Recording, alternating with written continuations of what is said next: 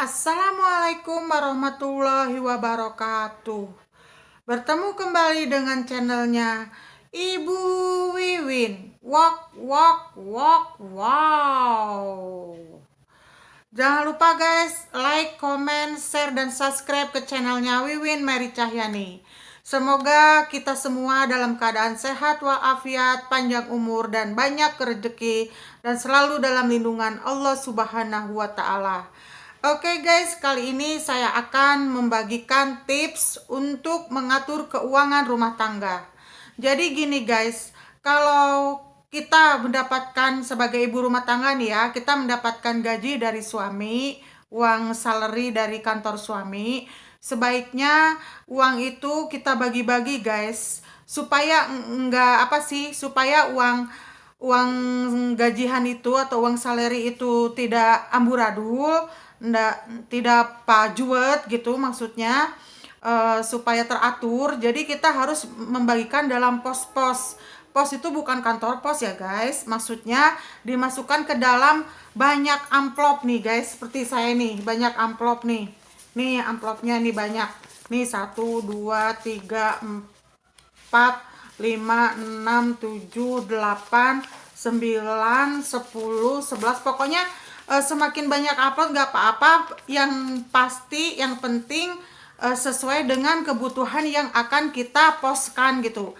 Misalkan kita udah dapat uang gajian dari suami nih ya, misalkan ini untuk untuk beli gas, sampah, iuran RT, aqua refill, listrik, bayar air ledeng, kita masukkan disatuin ke sini. Misalkan kita perinci di sini bayar gas berapa, bayar sampah berapa, bayar iuran RT berapa, bayar aqua berapa, di sini diperinci, ditulis, masukkan uangnya ke dalam sini ya guys, ke dalam amplop, pisahin. Terus udah gitu misalkan untuk ini uang jajan kita nih, misalkan uang jajan ibu, misalkan pisahkan. Terus untuk beli beras, misalkan ini untuk beli beras, masukkan ke dalam amplop sini. Nah terus untuk bayar pembantu, kalau punya pembantu ya guys, masukin ke dalam amplop ini, pisahin, ditulisin bayar pembantu misalkan berapa, kalau istilahnya kita pakai pembantu. Terus ini ini nih yang uang untuk beli beras nih, udah beli beras tadi salah amplopnya guys. Terus ini untuk transportasi misalkan berapa, masukin ke amplop sini. Terus uang untuk keringan tuh misalkan minyak kelapa, ini ditulis di sini. Misalkan minyak kelapa nih ya, sabun deterjen, sabun mandi, odol, indomie, petsin, garam, kecap, sabun cuci piring, Royco, pembersih lantai, terus bumbu kering, misalkan bumbu nasi goreng kayak gitu, terus cleansing milk, pokoknya yang keringan-keringan itu masukin ke sini nih. Terus uang belanja sayur dan ikan dan tempe, tahu kayak gitu ya, daging, masukin ke sini. Misalkan kita tulis di sini perharinya berapa, misalkan 35.000 kali 31 hari, jumlahnya misalkan 1.085.000, masukin ke sini. Terus ini bekal buat buat anak, masukin, pisahin. Anak ke-1, kedua, ketiga misalkan. Terus nabung, masukin ke sini.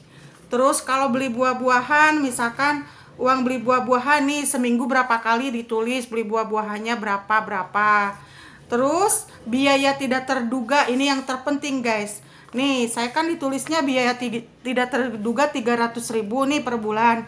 Nah untuk biaya tidak terduga ini guys ya, kalau memang kita lebihnya untuk biaya tidak terduga itu 300.000, nah itu ya kita sesuai dengan biaya tidak terduga yang kita pastikan.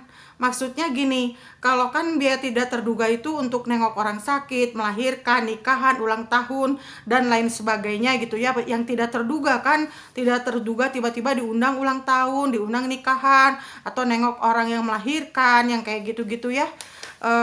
Itu kalau misalkan kitanya punya 300.000, nah kira-kira kita perhitungkan, misalkan kita kira-kira aja kemungkinan ini dalam sebulan ada 10 orang nih yang akan melahirkan bukan biaya tidak terduga, ada yang melahirkan atau ada yang ulang tahun, atau ada yang nikahan atau ada menengok orang sakit kayak gitu ya, semoga yang sakit sembuh kembali gitu ya, itu kita kasih amplop kan. Nah itu kalau misalkan kita perkirakan 10 orang berarti 300.000 dibagi 10, 300.000 dibagi 10 berapa ya, sekitar 30.000 kalau nggak salah ya.